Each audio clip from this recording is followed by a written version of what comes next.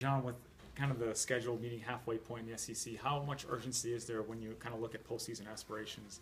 Well, again, I'm not being short with you or anything like that, but if you ask any one of the 14 head coaches in the Southeastern Conference that question about urgency, I think in this day and age with the stakes as high as they are, I think, you know, there was urgency when we rode up to Memphis yesterday. There's urgency for every practice. There's urgency for every game.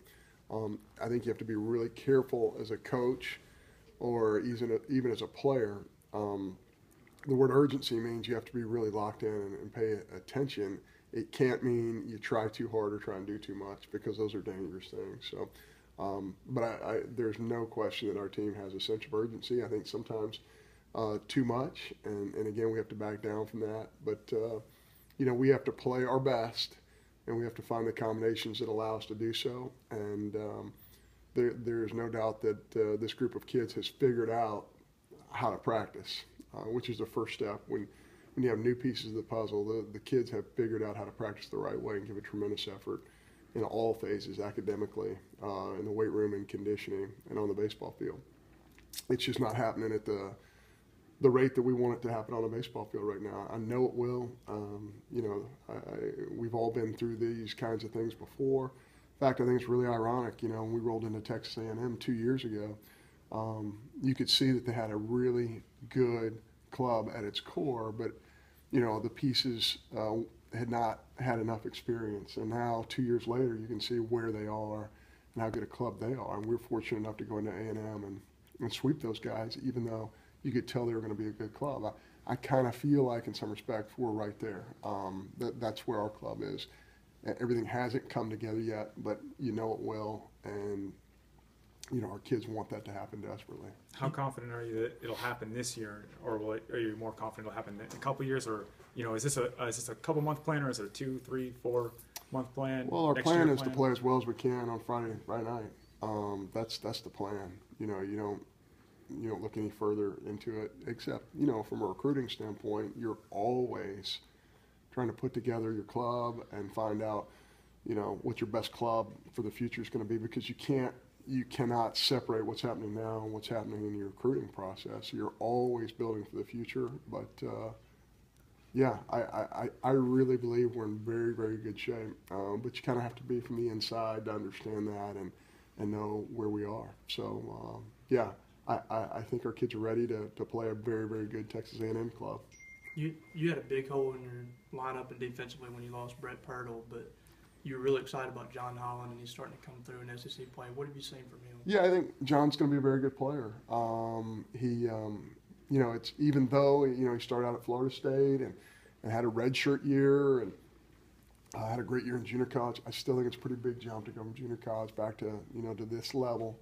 And I think he's had some hills and valleys, but I think he's made some really good adjustments with his swing, and I think he's very, very close to breaking out. He's had some great moments here, especially in the last 3 weeks. He's had some great, great moments. He probably wants more of those moments, and we do too, but I think he's a dynamic defender who has a chance to be a very, very good offensive player as well. You've had Cody and Jake at the top of the lineup the last couple of games. What do you like from them at the top of the lineup? Well, both those guys run. They're both, quick twitch athletes who can move around the bases. They can score on a gap ball. They're both great defenders.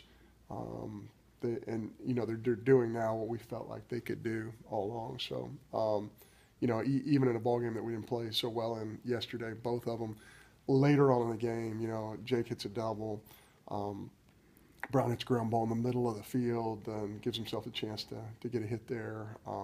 So I think both those guys are really good, especially for our ballpark, and the fact that the ball isn't going to travel as well. You're talking about Holland making the jump from junior college back to this level. For Jake, last year he kind of struggled, but he's kind of finding himself this year. I mean, what is different from year 1 to year 2, I guess? It's huge. It's funny, as you start looking at your opponents and as you start going around the league, you start counting the number of new players who lead their team in batting average or RBIs or pitching numbers. It's so rare in the Southeastern Conference. It's almost football-like. when you consider recruiting classes in football, they bring in 25, and they're recruiting, and then they're redshirting 23 of them. In baseball, with a 27-man scholarship limit, 35 total on a roster, and the nature of what pitching dictates at our level, it's really hard to redshirt kids. But it's very, very difficult to get a tremendous amount out of new players. And when you do, it's in a special event. So much different than when I played for many reasons. But, new players had the opportunity to kind of make mistakes and really lose games for their team. It's just not that way anymore. You don't want to put younger players in that position who don't have much experience. So, yeah, I think, Ryan Gridley is going to be a tremendous defender, and I can just envision what he's going to look like a year from now, 2 years from now. But right now, he's still figuring some things out on the fly, and, I think he's having a great freshman year in a lot of respects. But, it's a big jump. There's no question. Is it too early to talk about